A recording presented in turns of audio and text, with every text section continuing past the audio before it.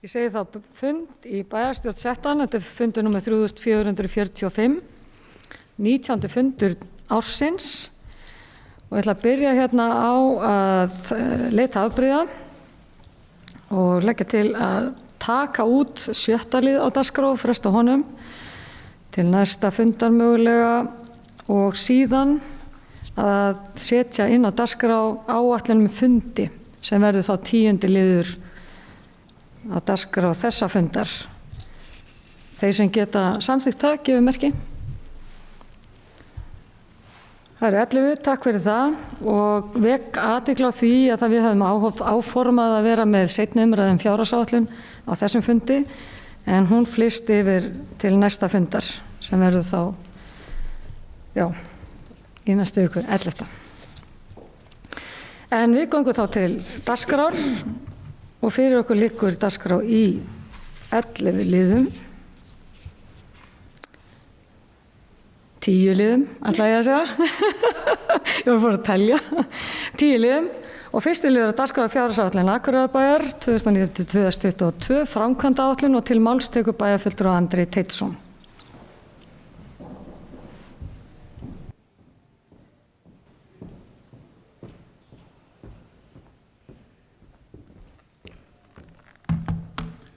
Forseti, ágætu bæjarfulltrúar. Það liggja fyrir okkur hér í dag drög að framkvæmdaáætlun Akureyrarbæjar fyrir árin 2019 til 2022.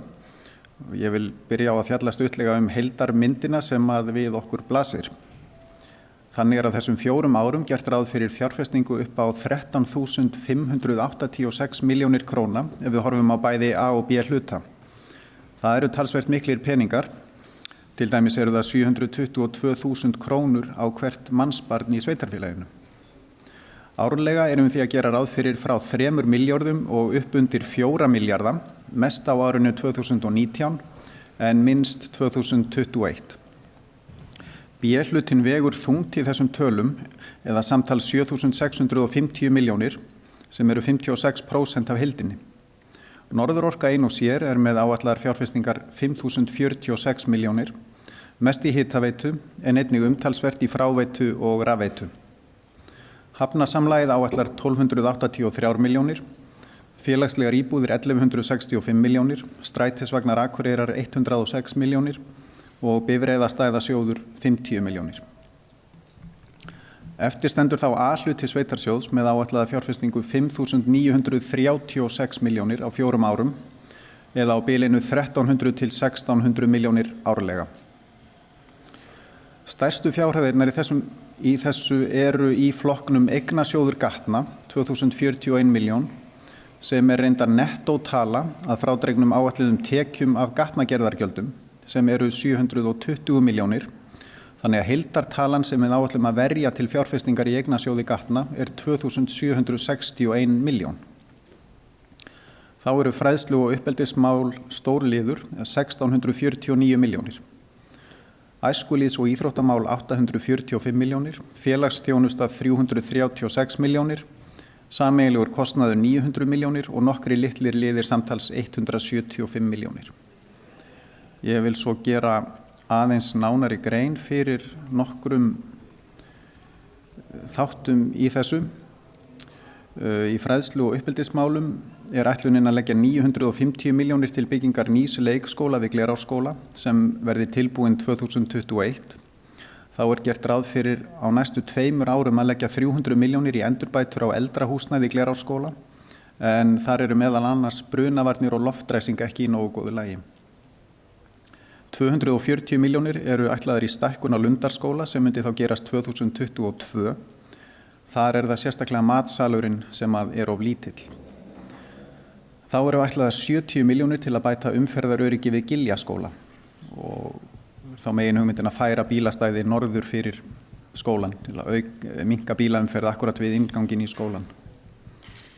Í æskulýðs- og íþróttamálum ætlunin að verja strax á næsta ári 105 milljónum til endurbóta á íþróttahúsi Glerárskóla, meðal annars að skipta gólf í húsinu.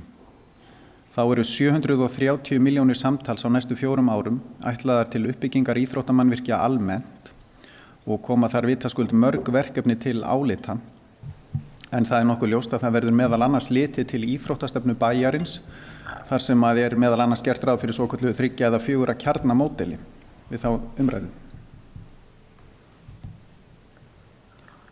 Undir liðnum félagsþjónusta erum við að gera ráð fyrir 260 milljónum til byggingar á nýju hjúkrunarheimili fyrir 60 íbúa og þessi fjárhæð samsvara 15% framlagi Akureyrarbæjar til þess verkefnis. Í liðnum eignasjóður Gatna kennir ýmissa grasa. Þar eru meðal annars 150 milljónir til byggingar nýrrar brúar yfir vestustu kvísl Eyjafjarðarár, en núverandi brú mun lokast af vegna nýs aðflugsbúnaðar við Akureyrarflugvöll. Þá eru 60 milljónir ætlaðar til kaupa á nýjum og umhverfisvænum snjótróðara fyrir Hlíðarfjall og 50 milljónir til kaupa á körfubíl fyrir slökkviliðið. 219 milljónir eru ætlaðar fyrir framkvæmdir í miðbæ Akureyrar og 100 milljónir fyrir endurbætur á götum í Hrísey. 140 milljónir fyrir gatnagerð í Hagahverfi, aðrar 140 milljónir til að breyta Þingvallastræti í 1+1 veg á kaflanum frá Mýrarvegi að Miðhúsabraut.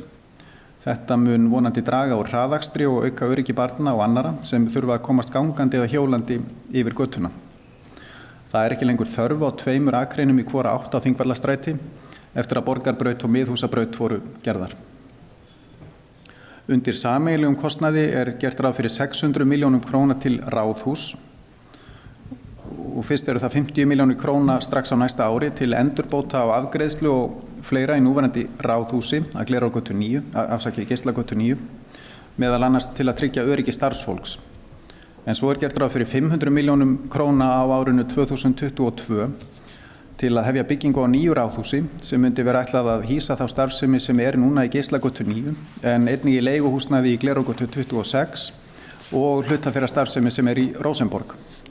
Á móti kostnaði við nýbygginguna gæti komið söluandvirði á núverandi ráðhúsi og hugsanlega Rósenborg. Þetta var yfirferðin framkvæmdaáætlun til næstu 4 ára. Hún ber keim af því að við erum að sýna varúð í fjármálum bæjarins en getum samt ráðist í margvísleg áhugaverð verkefni á komandi árum. Takk fyrir.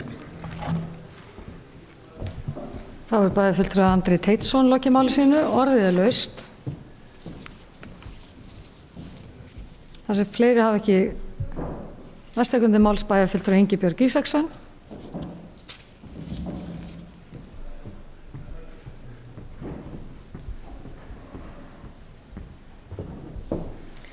Forseti, ágætu bæjarfulltrúar.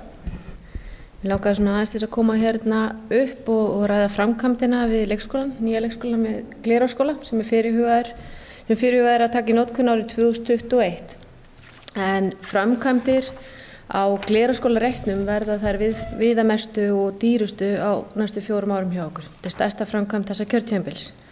Og ef við tökum allar tölurnar varðandi endurbætunar í Glerárskóla, nýjan leikskóla og síðan íþróttahúsið í Glerárskóla, þá erum við að tala fjárfestingu upp á rétt tæplega 1,4 milljarð sem gríðarlega mikið. Þetta hefur verið í gangi vinnuhópur sem ég sitt í, sem verið að skoða hönnun á Glerárskóla og hugsanlega hvort það sé hægt að sjá einhver samlegar áhrif á milli endurbótana í Glerárskóla og síðan nýjum leikskóla.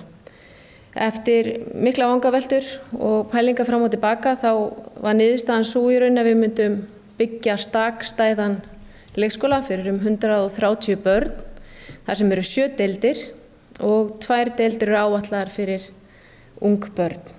Það að segja á aldrinum 12 til 18 mánaða. En við höfum nefnilega ætlað okkur að taka það í skrefum að lækka aldurinn inn á leikskólana og erum með í undirbúningi núna áætlun hvernig við ætlum að gera það á næstu árum. Og það eru margar og mismunandi leiðir sem við ætlum að fara í til þess að koma og til þess að ná því markmiði. En meðal annars það bygging á þessum leikskóla. Það sem hefur komið líka í rauninni komið ljós í gegnum þessa vinnu að stjórnunin verður ekki sameiginleg. Það verður áfram sérstjórnun fyrir leikskóla og sérstjórnun fyrir grunnskóla. Það verður móttöku eldhús í nýjum leikskóla, þannig að allur matur verður framleiddur í Glerárskóla, mötuneytum þar og við munum reyna að gera það sem við getum til þess að bæta aðstöðuna þar og til þess að sé hægt að flytja matinn vel fram og tilbaka frá grunnskóla yfir í leikskóla. Kaffi aðstaða kennara verður líka í sitthvoru skólunum og við sáum það þegar við fórum að skoða þetta vel að það hefði þurft að fara í mikla framkvæmdir til að stækka kaffistofun í Glerárskóla, þannig töldum það ekki borga sig, þannig að þetta var gert með þessu móti og auk þess sem að við fengum upplýsingar það að tíminn sem að leikskólakennarar og starfsfólk leikskólans fer í kaffi yfirleitt eftir hádegi, þannig að þetta stuttur tími, en þau geta þá líka samnýtt þetta ef vilji fyrir hendi. Þannig að endurbæturnar í Glerárskóla sem áætlaðar 300 milljónir árið 2019 og 2020 meðal annars verið að hugsa að fara í loftræstingu, það verið að fara að laga 2 álmur þarna inni og ýmislegt annað sem komið á tíma, þannig að þetta töluvert fjármagn og ég vona við náum að gera sem mest fyrir skólan. Varðandi íþróttahúsið þá erum við áætlað að fara það á næsta ári og það verið að skoða það í hönnunni líka hvort það sé hægt að koma hugsanlega sviði fyrir og geymslu, þannig að Glerárskóli fái samkomusal með sviði. En það gaman að segja frá því að á 110 ára afmælinu á Glerárskóla í síðustu viku mætti ég þarna. Þá var verið að setja upp svið fyrir Glerár Vision og þar var allt nýtt. Þetta var greinilega þaulhugsað sem borð voru sett, sérstök borð sem var nýtt undir það að búa til svið og plata sett yfir til þess að búa til svið. Þetta var mjög skemmtilegt að sjá þetta. En varðandi Lundarskóla og leikskóla, þá kom hérna fram áðan í máli Andra, bæjarfulltrúa Andra, formann umhverfis- og mannvirkjasviðs, að við ætlum að fara í leikskólan fyrir 240 milljónir en það rauninni þannig að, matsal, það sérst hugsað 20 milljónir árið 2019 fyrir matsalinn í Lundarskóla en hann orðin lítill og við sjáum fyrir okkur að reyna að fara í einhverja hagræðingar aðgerðir til þess að stækka hann. Maturinn matatíminn 5 skiptur í dag, skólinn þaulsetinn og við viljum reyna að bregðast við með því að bæta aðstöðuna þar. Síðar árið 2021 og 2022 erum við með áætlað fjármagn til framkvæmda varðandi nýjan leikskóla en þetta ein af þeim leiðum sem við erum líka að hugsa til þess að mæta því að taka inn yngri börn en það meðal annars líka verið að skoða færanlegar skólastofur. Þannig að þetta getur vel verið að þessar tölur breytist og það nú svo sem hefur gerst áður hjá okkur þegar við erum áætlað 3 ár og jafnvel 4 ár fram í tíman að þá erum við að setja niður þau verkefni sem við viljum fara í en þá kannski eftir að fara í betri þarfagreiningar og hönnun sem að getur orðið til þess að þessa tölu breytist. En þetta eru vissulega verkefnin sem við höfum áhuga að fara í. Takk fyrir. Bæjarfulltrúi Ingibjörg Ísaksen lokið máli sínu, orðið laust. Næst tekur til máls bæjarfulltrúi Gunnar Gíslason.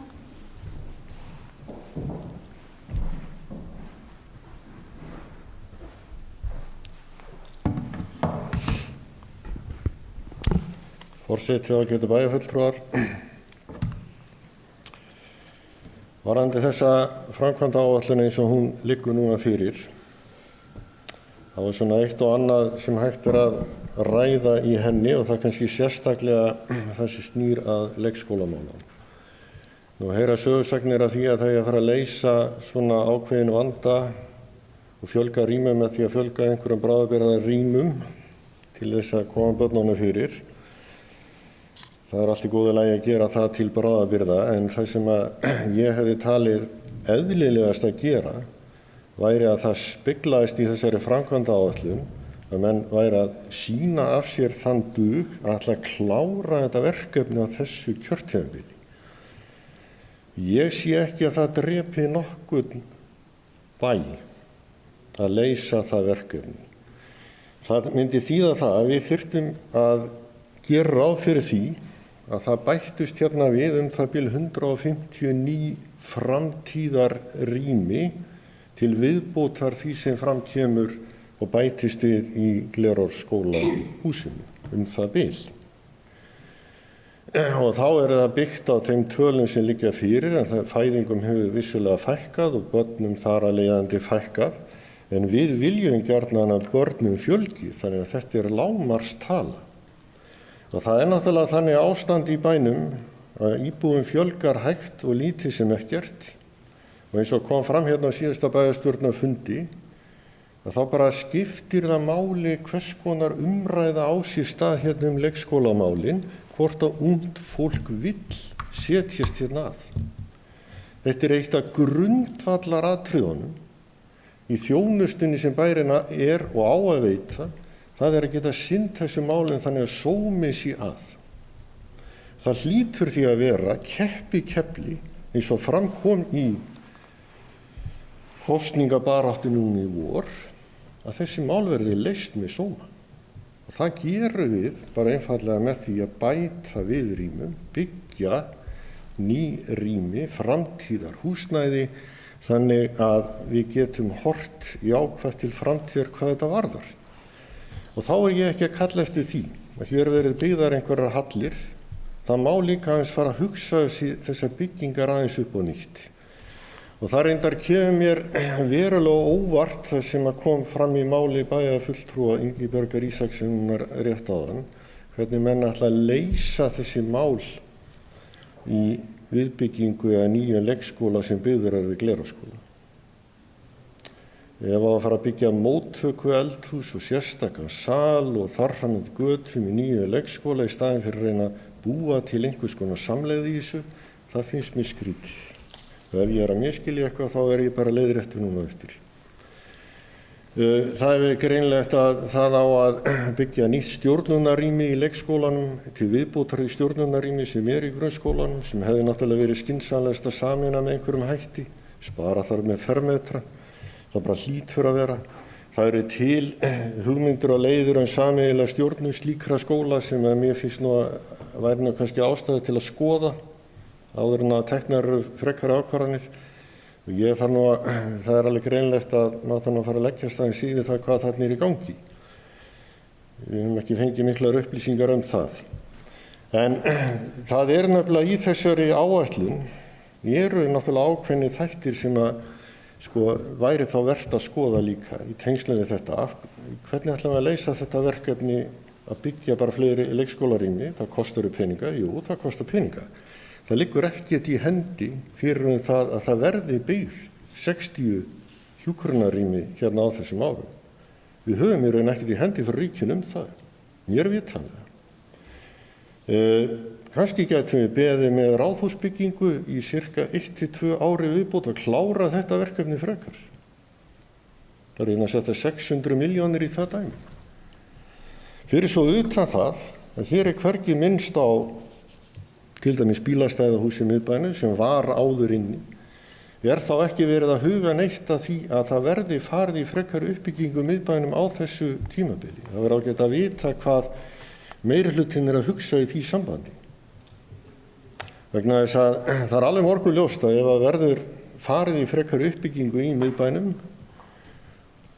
þá sjálfsögðu að mínum mati með breyttu skipulagi, þá náttúrulega þarf að gera ráð fyrir því hvernig á að leysa þetta verkefni. Og það væri gott að fá bara smá umræðu það hérna, hvernig meirihlutinn hefur hugsað það mál ef það eitthvað komið í form með það. Ég gerir ráð fyrir að ég bregðist þá við því. Þetta kannski það helsta, svo náttúrulega vekur athygli og ég gerir ráð fyrir því að siglingaklúbburinn taki eftir því að það sé ekki gert ráð fyrir nýbyggingu fyrir Nökkva í þessari áætlun. Og það kannski eðlilegt að endurskoða þá áætlun sem lá fyrir þá byggingu.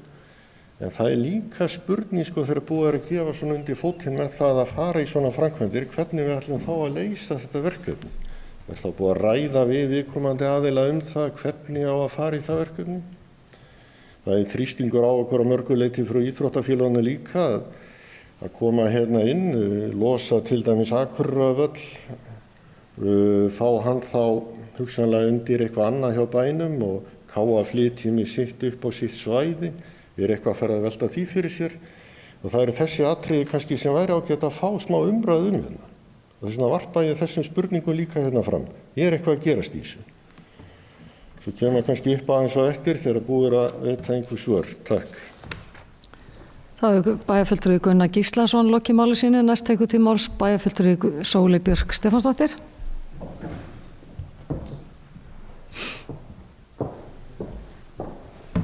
Forseti, ágætu bæjarfulltrúar.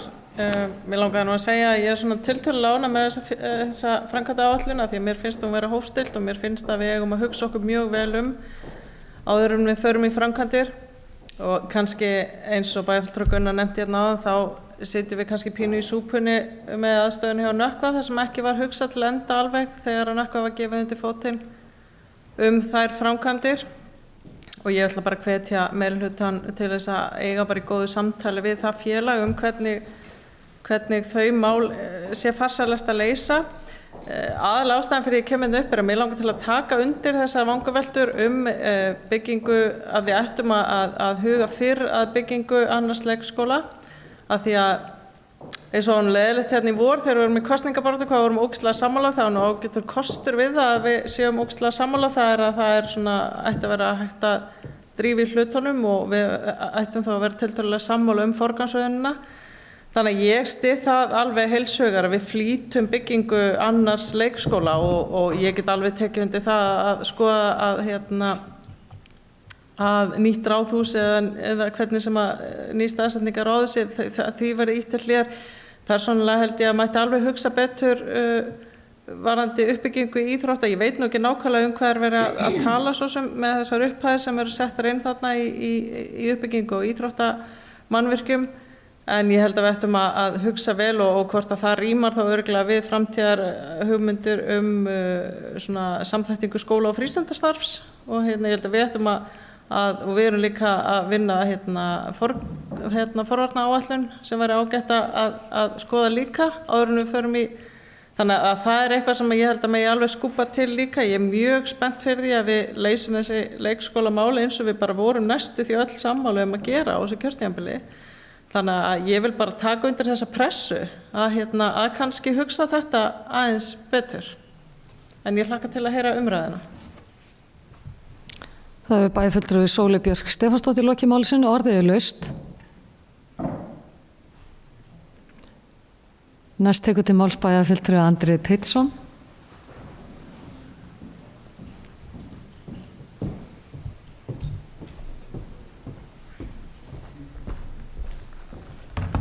Forseti, ágættu bæjarfulltrúar. Ég vil þakka fyrir ágætta umræðu og mig langar að nefna hérna kannski örfá atriði sem að bæjarfulltrúi Gunnar kom inn á og bæjarfulltrúi Sóley að einhverju leyti líka. Ég tek alveg undir það að væri æskilegt að klára hratt framtíðarsýn varðandi leikskólana. En ég reyndar minni góðfúslega á að L-listinn nefndi líka í kosningabaráttunni fleiri leiðir til að leysa vistun barna, svo sem heimgreiðslur og efla dagmæðrakerfið. Tek alveg heilshugar undir það sem að kom fram að það er óþarfi að byggja hallir og gott að nýta plássið og ég vænti þess að við fáum nánari skýringar frá vinnuhópi Glerárskóla hvernig þau plön eru og hvernig það getur nýst sem best. Og svo voru hérna nokkur atriði sem að kannski tengjast hvert öðru dálítið eins og varðandi bílastæðahús í miðbænum og hvort það sé von á einhverju uppbyggingu þar og framtíð ráðhússins. Að það hafi verið svolitlar viðræður við Heilbrigðisstofnun Norðurlands sem að sýnir núna áhuga og virðist hafa fjármagn svona í náinni framtíð til að byggja nýja heilsugæslustöð á Akureyri og meira að segja 2. Það eru þeirra hugmynd að byggja 2 aðeins misstórar, eitthvað svona á bilinu 1500 til 2000 fermetra og vilja gjarna vera á jarðhæð og þá hefur komið fram svo hugmynd hvort að það geti henta fyrir ráðhús að vera þá á 2. og 3. hæð, jafnvel 4. í svoleiðis húsi. Það gæti risið við Hofsbót og verið með bílakjallara og þá væri við þarna slátt allt í margar flugur í einu höggi og þyrftum jafnvel ekki að gera neina breytinga á skipulagi hvað varðar Glerárgötu. Það væri þá bara okkar mat hvort að við teljum þörf á því eða þess virði að bíða eftir slíkri breytingu. Mér finnst líka mjög áhugaverð sú hugmynd að losa Akureyrarvöll og ef við fáum góðar hugmyndir uppbyggingu þar að þá er vel hægt að líta á það sem mótvægi við kostnað á uppbyggingu á íþróttamannvirkjum annars staðar. Og það var nefndur siglingaklúbburinn Nökkvi og mikilvægi þess að vera í góðu sambandi við forsvarsmenn hans og við höfum verið það núna undanförnum vikum, útskýrt fyrir þeim stöðuna og ég rekna með að fund með formanninum núna í vikunni til að kanna hvað er hægt að gera. Til upprifjunar þá er kostnaðaráætlun fyrir uppbyggingu á Nökkva núna 350 milljónir. Það er að segja annars vegar bátaskýli og hins vegar einhverju aðstöðu sem að nýtist ekki endilega beint siglingaklúbnum sjálfum. Og það hefur komið fram svo hugmynd að reyna að fjármagna þá uppbyggingu af hálfu einhvers aðila sem að myndi svo reka þjónustu hlutann. En auðvitað líka gagnrýnt að Akureyri bærinn byggi kaffihús eftir kaffihús í samkeppni við þá aðila sem að fyrir eru í slíkri starfsemi, þannig að það er pínulítið vandlifað.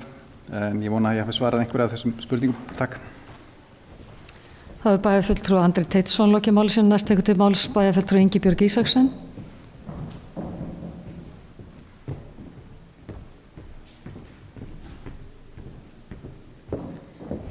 Forseti, ágætu bæjarfulltrúar. Ég var kannski ekki alveg nógu skýr í máli mínu hérna áðan þegar ég var að reyna að komast til skila hvernig við sæjum það fyrir okkur. En bæjarfulltrúi Gunnar Gíslason kom inn á það að við ætlum að fara í ykkur að bráðabirgðalausnir. Þegar ég tala um færanlega einingahús, þá erum við í rauninni að tala um það að þetta þarf ekkert að vera lélegt húsnæði. Ég veit til þess að í Kópavogi hafa þau verið með færanlega skólastofur og þau unna mjög vel við. Þau eru búin að byggja nýjan skóla og ég veit ekki betur en að skólastjóðan þar hafi talað um að henni kvíði svolítið fyrir að yfirgefa núverandi húsnæði þar sem liði svo rosalega vel þar. Þannig að ef það verður farið í það að fara í færanlega skólastofur þá munum við gera það vel.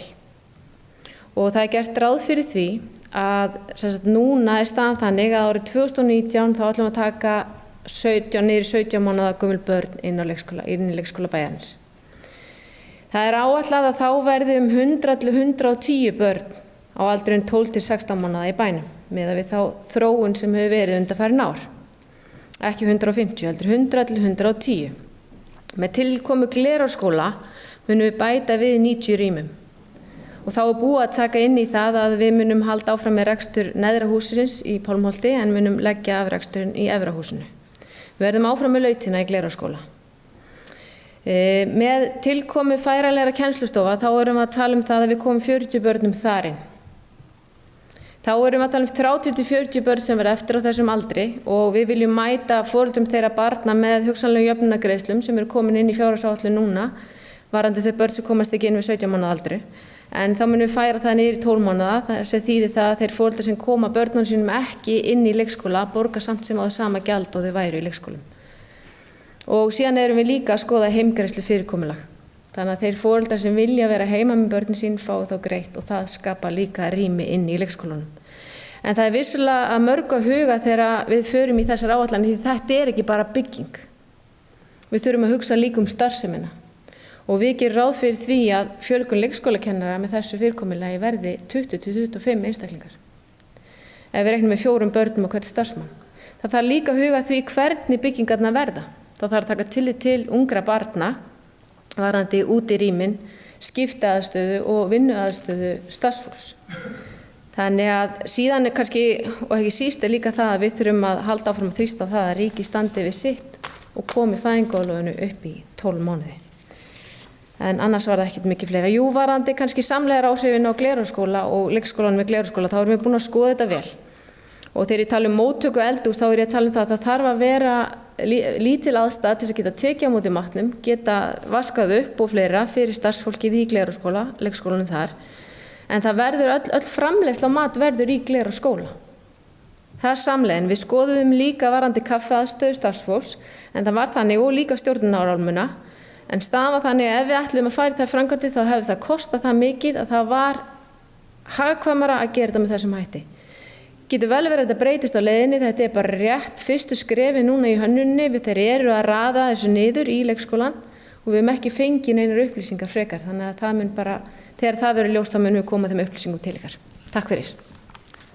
Það er bæjarfulltrúi Ingibjörg Ísaksen lokið máli sínu, orðið er laust. Næst tekur til máls bæjarfulltrúi Gunnar Gíslason.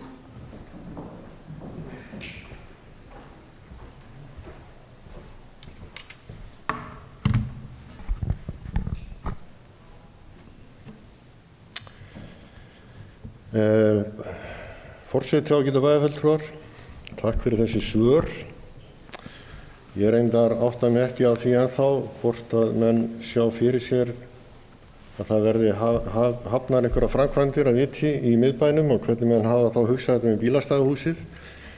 Það er alveg morgunljóst að ég ætla bara að ítrekka það sem ég hef sagt hérna áður, að ég vil og við leggjum það til við fulltrúar Sjálfstæðisflokksins að það verði fyrst og fremst horft til þess í þessari áætlun að leysa leikskólamál barna frá 1 árs aldri. Og þess vegna leggjum við hérna fram bókun.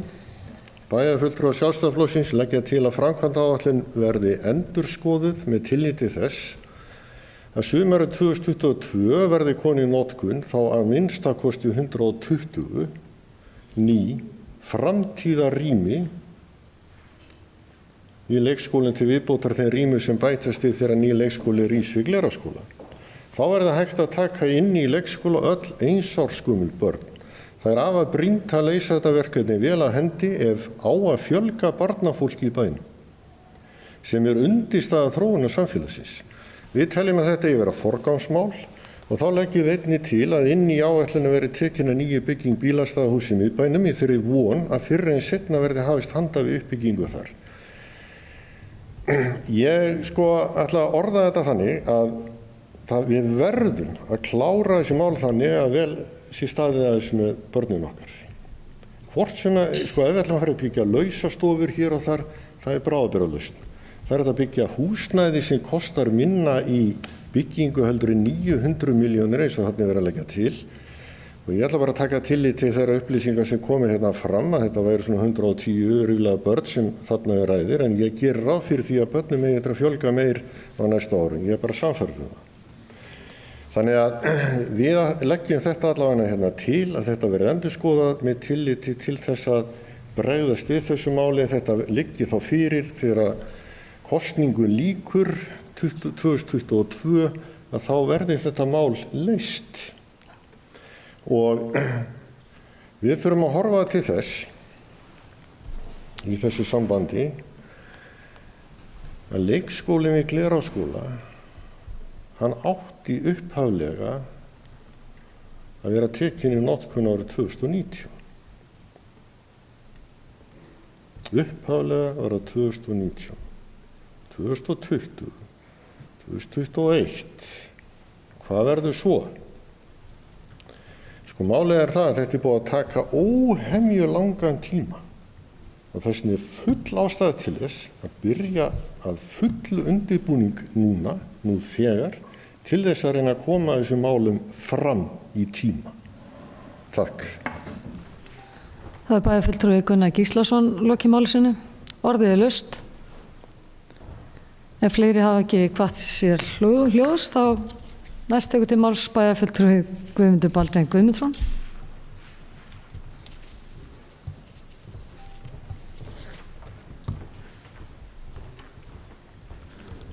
Forseti ágætu bæjarfulltrúar. Ég gæti ekki betur heyrt en á ræðu bæjarfulltrúi Ingibergar áðan þegar hún fór yfir sem formaður skólaráðs eða fræðsluráðs.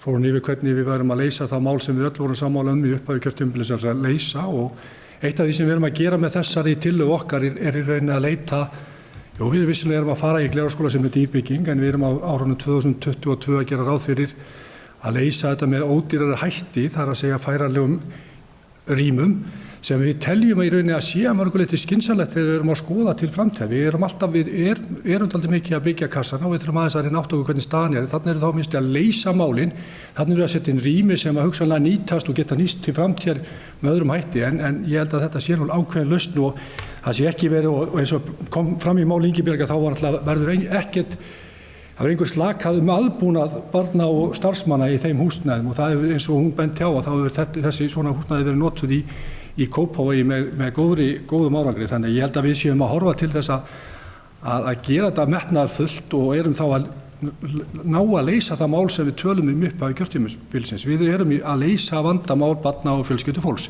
og vonandi verður það til þess að hér fjölgar í bænum okkar sem er mjög mikilvægt. Við sjáum eins og hefur komið fram í máli hér bæjarfulltrúa þá hefur okkur ekki fjölgað nógu hratt og á þessu ári erum við að sjá minni fjölgun heldur en á síðasta ári. Hins vegar eru fordæmi fyrir þessu á síðustu árum að því miður hefur okkur við hefum ekki fylgt eftir þeirri þróun sem átt hefur sér stað víðast hvar á landinu. Hins vegar erum við nálagt meðaltali landsins þegar horft er til fjölgunar á þessari öld. En þá hefur okkur fjölgað 24% ef ég maður rétt 21% á meðan að landsmeðaltalið 21,6% á meðan landsmeðaltalið hefur verið rétt 24%, þannig að við erum aðeins undir því en við erum töluvert yfir til að mynda Reykjavík og annara staða til dæmis þegar maður hugsa á landsbyggðinni. En auðvitað hefur þarna orðið mikil fjölgun á ákveðnum stöðum á höfuðborgarsvæðinu eins og Hafnarfirði, Kópavogi og fleiri stöðum Mosfellsbæ. Og það kannski það sem við erum í svolítið samkeppni við þessi sveitarfélög. Við höfum líka horft á það núna því við erum að tala ekki þessa fjölgun sem við erum að sjá hér á Akureyri. Það náttúrulega hefur verið að fjölga hér í nágrannasveitarfélögum kringum okkur og fólk sem að flytja þangað telur hægt að búa þar og sækja þá þjónustuna til okkar. En leikskólarými og leikskólamál hafa voru okkar forgangsatriði og við ætlum að vinna að því. Annað sem að bæjarfulltrúi Gunnar kom inn á varðandi bílastæðahús. Við erum með þessari tillögu sem að Andri var hér að ræða varðandi hugsanlega samlegð með heilsugæslunni að þá gætum við slegið 2 flugur í einu höggi og gert þetta á hagkvæman hátt og það er akkúrat það sem við erum að tala þegar við erum að framkvæma til næstu ára. Við verðum að horfa á það hvernig við getum gert hlutina á þessum hagkvæmasta hátt vegna þess að það er dýrt að byggja, við vitum það og þetta er hlutir sem við viljum hafa bara svolítið að leiðarljósi hjá okkur að gera hlutina eins vel og við getum. Takk. Það er bæjarfulltrúi Guðmundur Baldvin Guðmundsson lokið máli sínu. Næst tekur til máls bæjarfulltrúi Þórhallur Jónsson.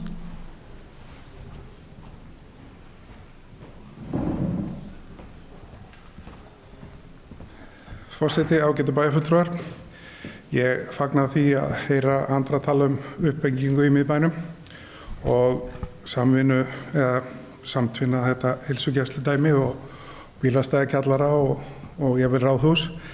En ég efast samt það að bílastæðakjallari í slíku húsi leysi annað en bara bílastæðin fyrir heilsugæslustöðina og starfsmenn ráðhúsins. Þannig að þetta er raunverulega ekki lausn fyrir ferðaþjónustuaðila í miðbænum á Akureyri, kaupmenn í miðbænum á Akureyri og veitingaaðila í miðbænum á Akureyri sem eru búin að kvarta sáran síðastliðin 2 ár undan bílastæðaleysi í miðbænum.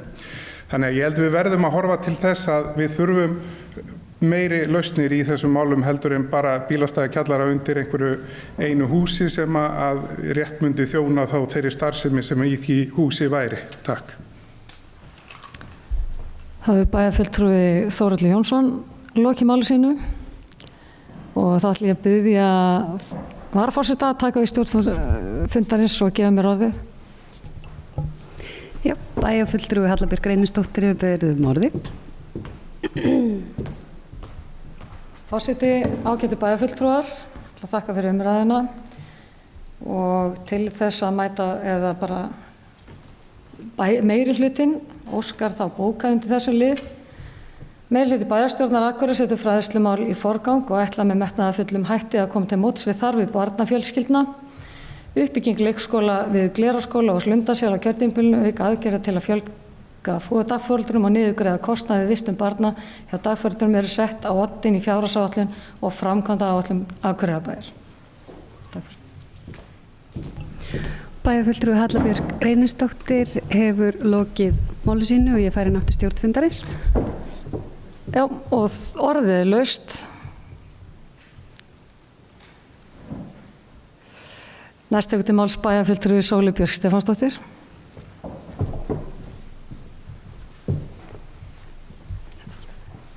Forseti, ágætu bæjarfulltrúar, mig langar aðeins að fara áfram með þessa dagvistunar umræðu og það er svona tvennt sem ég heyri sem að bæjarfulltrúi Ingibjörg er að tala þegar hún er að tala þessar fjölbreyttu lausnir og það var eitthvað þessuna sem ég sagði líka hérna áðan að við höfum næstu því öll verið sammála að við ætlum að taka 12 mánaða börnin og leikskóla þessu kjörtímabili vegna þess að vissulega var það ekki stefna L-listans.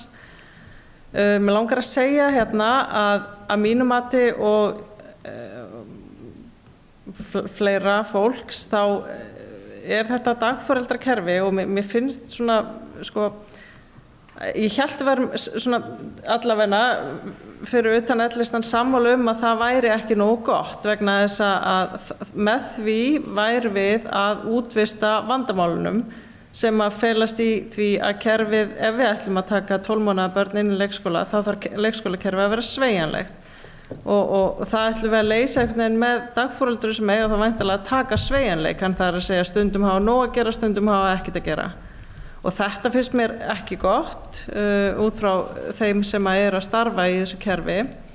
Einnig líka bara hefur náttúrulega margverið bent á gallan við dagforeldrakerfi þegar dagforeldri veikist og það enginn sem getur komið inn í staðinn og þarna erum við að útvista sveigjanleikanum til foreldra sem að þurfa að taka það þá á sig bara í staðinn fyrir að stofnunin ef í því tilfelli að við myndum gera þetta eins og okkur langar til að gera þetta, það að segja taka 12 mánaða börn inn í leikskóla, þá myndi kerfið taka þann sveigjanleika líka, við myndum sjá til þess að væri mannað þó að væri veikindi.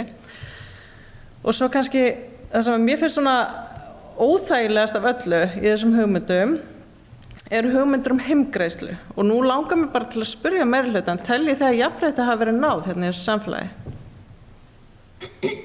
Af því að ef þið teljið ekki að jafnrétti hafi verið náð og ef þið trúið því að konur séu almennt lægra launasettar heldur en karlar, þá vitið hver verður heima á þessum greiðslum. Og það eru konurnar sem að munu þá hljóta skaða af í frama sínum vegna þess að sá sem að tekur að sér að vera heima með börnin, hann ekki á sama tíma að vinna að starfsframa sínum. Á sama tíma og þar á leiðandi heildarlaun, ævilaun viðkomandi lækka, þá mun lífeyrisgreiðslur viðkomandi lækka. Mér langar bara til að spyrja ykkur, þið búin að hugsa þetta til enda? Og ég hvet ykkur til þess að hugsa þetta betur. Takk. Já, ég ætla að byrja að varaforstjóri að taka við stjórn fundarins og gefa mér orðið. Bæjarfulltrúi Hallabjörg Reynisdóttir tekur til máls. Forseti, ágætu bæjarfulltrúar, ég finn mig knúna til að koma hérna upp fyrir hönd ellistans af því að það verið að tala að við höfum verið eini flokkurinn sem hefur ekki þá viljað að börn frá 12 mánaða aldri væri inn á leikskólum, sem náttúrulega víðs fjarri. Við hins vegar gerum okkur grein fyrir því að þetta myndi ekki geta gerst á morgun að veita öllum dagvistunarpláss inn á leikskólum. Þess og fórum þá fram með fjölbreyttar leiðir, meðal annars dagforeldrakerfi og heimgreiðslur, orðum það. Og ég ætla bara að útskýra og þá ætla ég að taka fram að þetta hefur ekki verið stefna endilega meirihlutans. Við erum hins vegar að setja þetta fram í einhverjum áföngum að koma öllum þessum börnum inn á leikskóla. Og að því að við komum ekki alla leið þangað á næsta ári, þá höfum við verið að ræða, gætu við stutt við dagforeldrakerfið þangað til við stig af stigi, komum öllum börnum inn. Og hvað varðar heimgreiðslur, að því að bæjarfulltrúi Sólveig spurði það sérstaklega, að þá ætla ég bara að svara við mig, nei, ég tel ekki að jafnrétti sé náð og þetta vissulega eitthvað sem við ræddum í okkar hópi, hvort við getum yfirhöfuð farið fram með svona hugmyndir og leystum það þá þannig í okkar huga að það væri bara líkt og fæðingarorlof sem á þá færi rök fyrir að sé ekki til þess fallið að stuðla jafnrétti, að það væri bara skipt niður, 3 og sameiginlega 3 mánuðir. Þannig að útfærslan eitt. Hvað var það dagforeldrakerfi og þá ég bara alveg sammála bæjarfulltrúa Sólveig Björk með það, já því eru ýmsir vankantar, meðal annars það að þessi biðlistamál, hverji komast næst inn og svo framvegis og einnig þetta öryggi að vera einn með börnin. Og í hugmyndum með að styðja við dagforeldrakerfið og líkt og önnur sveitarfélög hafa farið í, þá kemur fram að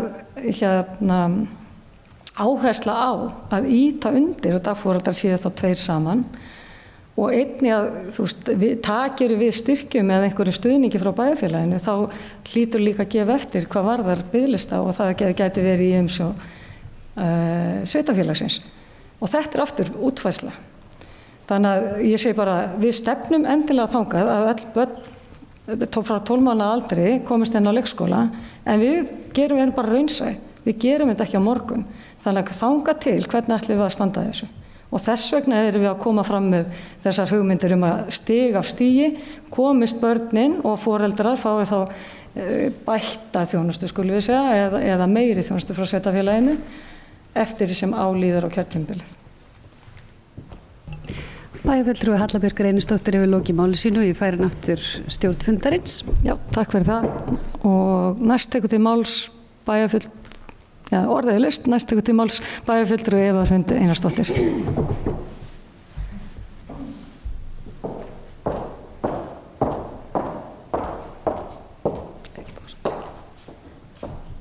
Forseti, ágætu bæjarfulltrúar.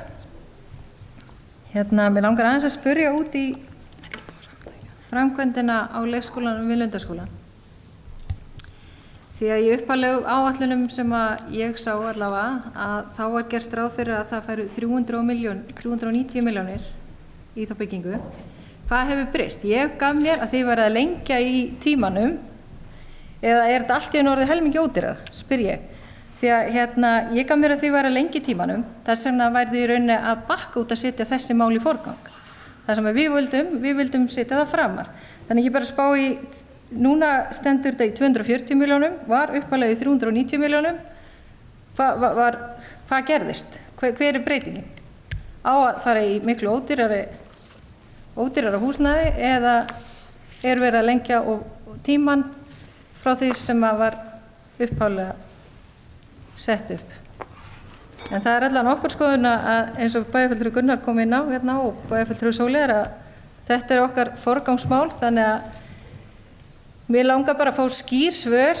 Verður það stefnan hjá meirihlutanum að öll einsásbörn verði komin inn á leikskóla fyrir lok kjörtímabilsins eða verður það eftir það?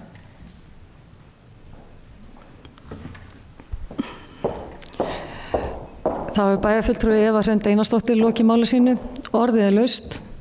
Næst tekur til máls bæjarfulltrúi Guðmundur Baldvin Guðmundsson.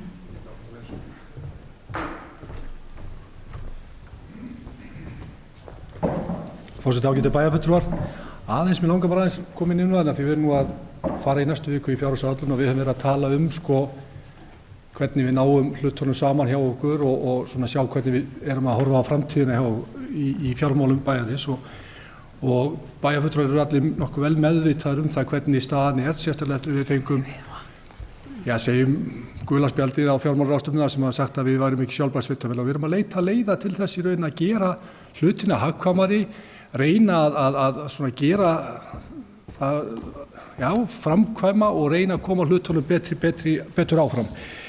Ástæðan fyrir því að það sem bæjarfulltrúi Eva minntist á þessi breyting á fjárhæð, við erum að horfa á ódýra lausn, við erum að horfa til þess að vera með svona eins og bæjarfulltrúi Ingibjörg nefndi á hann færanlega kennslustofur eða færanleg hús sem að gæti þá hugsanlega verið lausn, ekki bara til bráðabirgða heldur líka við gætum notað þetta til lengri tíma. Þannig að þetta er svolítið mikið, við erum að velta fyrir hvernig þróunin verður, við ætlum að fara í vandaða, ég hef talað það, við ætlum að fara í sviðsmyndagreiningu hérna hjá okkur í bæjarfélaginu og átta okkur hvernig staðan verður á næstu árum.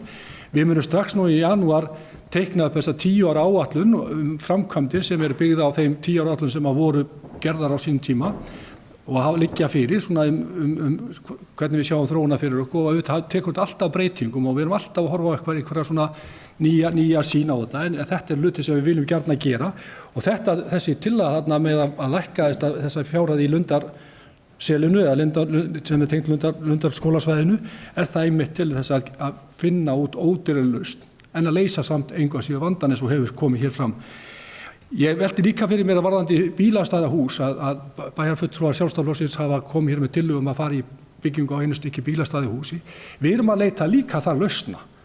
Þetta eru 2000 fermetra grunnflötur og það er væntanlega ef við færum að gera kjallara þar undir þá varum við ansi góðan flöt til þess að koma bílastæði. Ég er ekki alveg sérfræðingur í því hversu mörgum bílum við kæmum inn þar en að byggja stakstætt bílastæðahús það myndi kosta töluvert miklu meiri byggingu og væri dýrara. Þannig við erum að leita þarna lausna með uppbyggingu að leysa ákveðna hluti.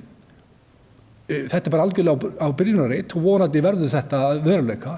En eitt stykki stakstætt bílastæðahús kostar verulega fjármagni og bæjarfulltrúarnir hér hjá Sjálfstæðisflokknum sem er komið með tillögu það að byggja bílastæðahús hafa ekki neitt komið með einhverja kostnaðargreiningu af hvað það gæti til með að kosta. Og væri þetta gaman að sjá það að þið kölluðu eftir því að velta fyrir sig hvaða stórt hús þeir eru að tala og hvað það kostaði okkur í uppbyggingu. Þannig að mér finnst það bara pínlítið sem að verða að pæla í. Þannig að ég varðandi það að þetta verði alltaf upptekið fyrir starfsmenn. Ég reikna nú með að þetta verði gjaldskylt bílastæðahús eða bílastæðakjallari ef aðverður og ég trúi því nú að starfsmenn munu ekki vilja leggja þar heldur leggja frekar á öðrum stæðum í bænum og komi sér í vinnuna.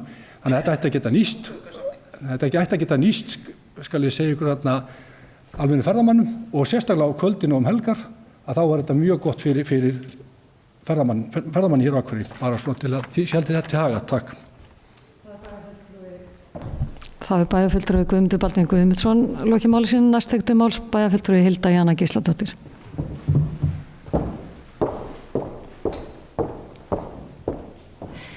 Forseti, ágætu bæjarfulltrúar, takk fyrir líflegar umræður þessa áætlun. Við erum náttúrulega að stefna á seinni umræðina síðan heildarfjárhagsáætlunina í næstu viku og í rauninni held ég að mér langar að koma einna upp í nokkrum tilgangi. Í fyrsta lagi þá finnst mér langar að segja það á svona opnum fundi þar sem að allir eru að þetta er í rauninni fundur sem lýsir ágætlega því hvernig við höfum verið að vinna saman. Svolítið svona koma fram gagnrýni, koma fram svör og reyna að finna einhverja lausnir og í rauninni held ég að við séum öll á endanum meira sammála en minna, svona meðan við þá umræðu sem ég heyri.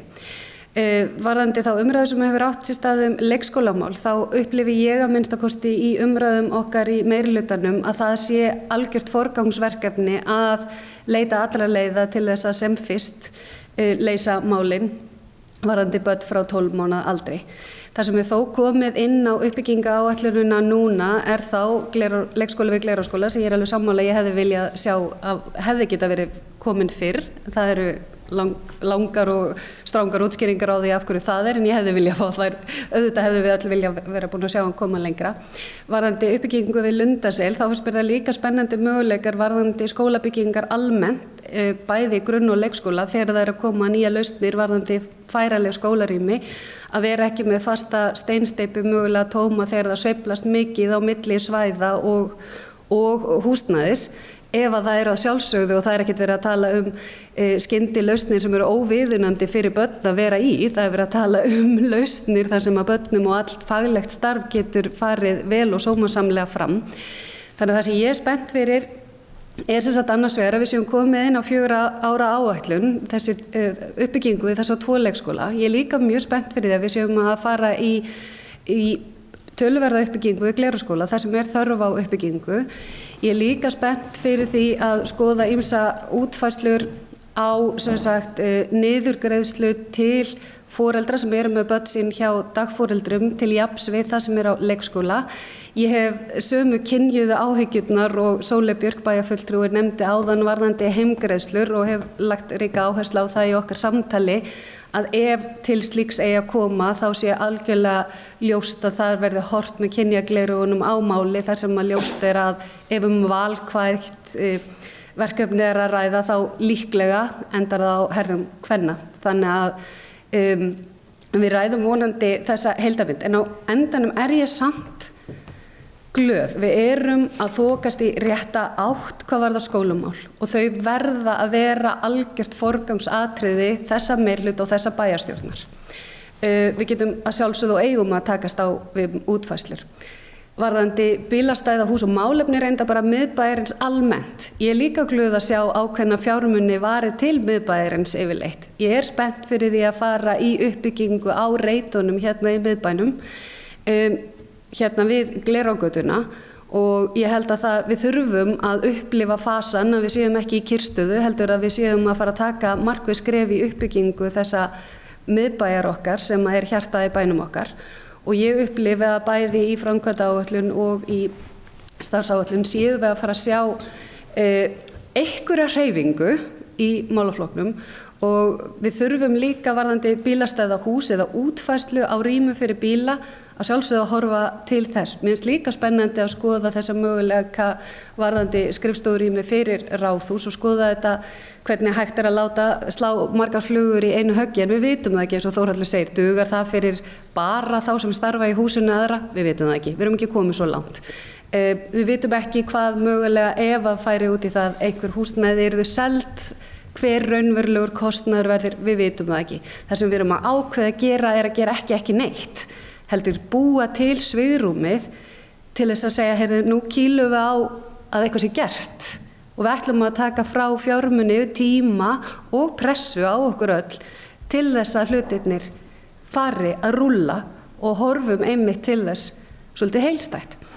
Þannig að mér líður eins og það sé ýmislegt að gerast. Við erum ekkert komið nákvæma útfærslu á öllu sem tengist fyrir hugari uppbyggingu.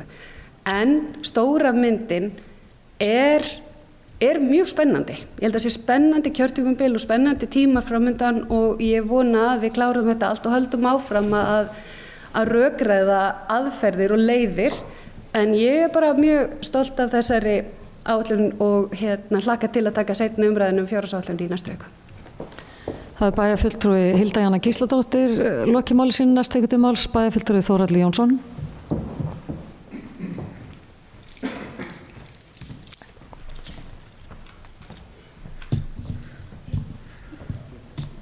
Forseti, ágætu bæjarfulltrúar. Ég fagna því að meiri hlutinn horfi til uppbyggingar í miðbænum og miðbæjarrottan í mér hlakkar. Það er alveg svo leiðis, en ég er mjög spenntur fyrir þessu dæmi hans Andra sem hann nefndi með heilsugæslustöð og Ráðhús og allt það og byggja bílastæðikjallara.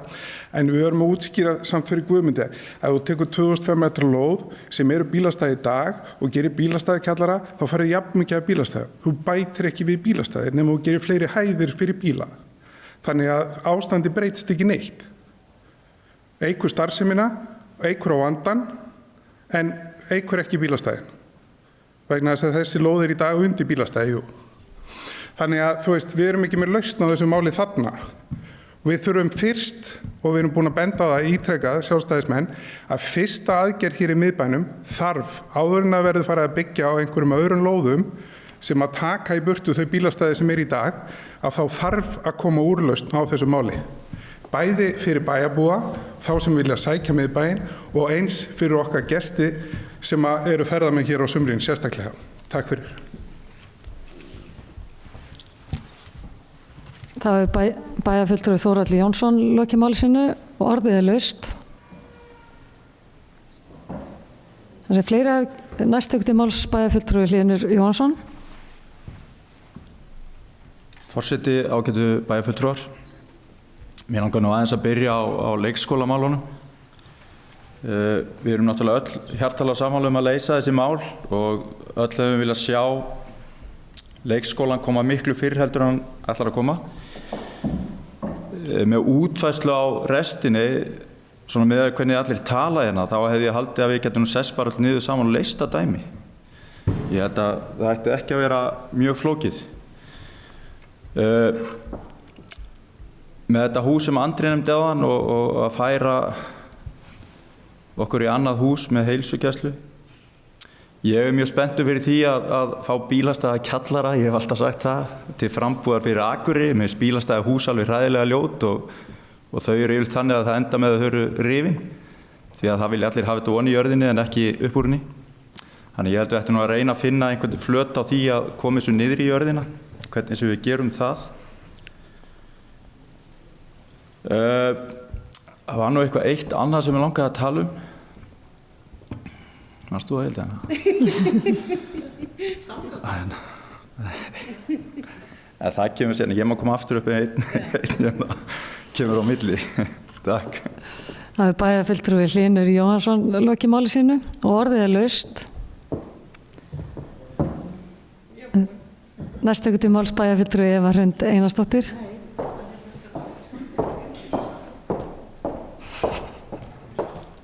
Forseti, ágætu bæjarfulltrúar, ég gleymdi að spyrja á hann, varðandi íþróttamannvirkin, hvenær mun það komi ljós í hvað þessi peningur fer? Eins og núna er þetta bara tölur á blaði, þannig að bara svona fyrir bæjarbúa og okkur hér hinn í bæjarstjórn. Það væri kannski ágætt að fá að vita í hvað þessi peningar að fara. Ég líka pínu ennþá hugsa yfir þessari tölu, sko, við erum að setja 1250 milljónir í Glerárskóla, meðan að það að vera 240 í Lundarskóla, þó þetta sé fænilega byggingar, þá ég reyndar engin verkfræðingur en ég fæ svona tilfinninguna að við séum eitthvað að vanáætla þarna. Þannig að ég set pínu spurningamerki við fjárhæðina. Ég meina, eins og kannski eins og Hlyn bæjarfulltrúi Hlynur, ég meina, auðvitað viljum við bara öll finna lausn á þessu máli. Ég held við sem öll sammála það og bókun okkar sjálfstæðismanna bara gengur út á það að við setjumst niður og finnum lausn. Og það sem við erum bara að leggja áherslu á, eins og bæjarfulltrúi Sóley Björk líka og ég ger með Hlynur bæjarfulltrúi líka, viljum bara setja þetta í forgang og reyna að flýta málum eins og hægt er, því við setjum okkur markmið að þetta er klárað á kjörtímabilinu að koma eins og spönnum inn í leikskóla, þannig að þess vegna bara vildi ég bara fá svar hér beint, ætlið að gera það eða verði það 2024 eða 2030 eða mér finnst ekki ennþá búin að fá beina svari við því, þannig að bara bæjarbúar séu bara með það, ok, þessi bæjarstjórn í heild sinni ætlar að koma eins og spönnum fyrir 2022 inn í leikskóla. Þannig að það verður bara verðugt markmið og ég vonast til að við getum bara sest niður og klára það dæmi, en eins og ég segi, ég sett fyrirvara á töluna sem sett hann í Lundarskóla og svo ég rosalega spennt að sjá hvort og hvað við ætlum að gera í íþróttamálunum og allan að þá vita svona hvenær vona því að við fáum að vita hvað það verður. Það bæjarfulltrúi Eva Hrund Einarsdóttir lokið máli sínum og næst tekur til máls bæjarfulltrúi Hlynur Jóhannsson. Forseti ágætu bæjarfulltrúa, takk Eva. Ég ætlaði nú ekki að gleyma vinum mínum í KA. Ég enn og aftur ætla að minnast á hana fund sem að við vorum flest á upp í KA-heimili og allir lofuðu öllu fögru þar og ég held að ég byrja að byggja áður en að við sem snýr meir tæki við hreinlega. Það hefur ekkert heyrst að þessu máli, þú sagði víst Guðmundur að þú væri til í allt. Það hefur ekkert heyrst að þessu máli og mér langar bara að vita, eru þið einhverjum viðræðum við KA byggingu þannig upp frá? Á að fara í hana og í hverslags byggingu á að fara? Bara við fáum þetta aðeins upp á yfirborðið, hvar þetta statt? Takk. Það bæjarfulltrúi Hlynur Jóhannsson lokið máli sínu, næst tekur til máls bæjarfulltrúi Andri Teitsson.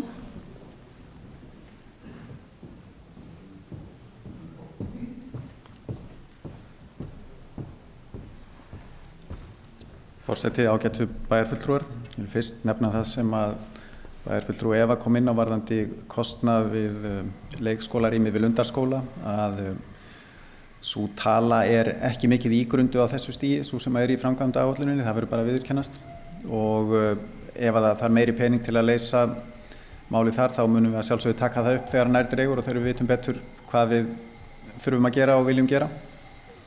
Varðandi íþróttamálin að þá erum við sem sagt með þessar rúmlega 700 milljónir króna inn í framkvæmdaáætlun til næstu 4 ára og meiri hlutinn í bæjarstjórn hefur enga fastmótaða skoðun á hvernig á að verja því fé eins og staðan núna og það hafa ekki verið neinar beinar viðræður við neina af íþróttafélögunum fyrir utan þetta sem ég nefndi áðan með Nökkva, svona framhald af fyrri umræðu. Það hins vegar búin að vera í gangi vinna hjá IBA núna síðan síðasta vor held ég með að segja og von á einhvers konar allavega einhverjum endapunkti á þeirra umræðu framtíðarsýn í uppbyggingu íþróttamannvirkja. Á einhverju stigi bundum við kannski vonir við að þau myndu birta einhvers konar forgangsröðun en ég held að það verði ekki raunhæft, heldur muni að minnstakosti koma frá þeim einhvers konar þroskuð umræða eða hvað maður kalla það valkosti og leiðir. Og það mun jafnvel liggja fyrir bara á næstu vikum en þá kemur til okkar kasta að taka við boltanum og reyna að móta einhverja framtíðarstefnu, hvað við teljum mikilvægt og alls konar sjónarmið þar náttúrulega sem að munu koma til álita hvernig við munum vigta þær framkvæmdir sem að koma til greina eins og út frá áherslu á barnastarf eða afreksstarf, almenningsíþróttir, lýðheilsumarkmið, umhverfismál, öryggismál og svo framvegis, alls konar kríteríu sem við getum haft, en það verður bara mjög áhugaverð umræða sem ég held að við getum hafið bara fljótlega á nýju ári. Takk. Það verður bæjarfulltrúi Andri Teitsson lokið máli sínu og orðið er laust. Þar sem fleiri hafi ekki hvað sér hljóðs, þá segjum við þessari umræðu framkvæmdaáætlunina lokið.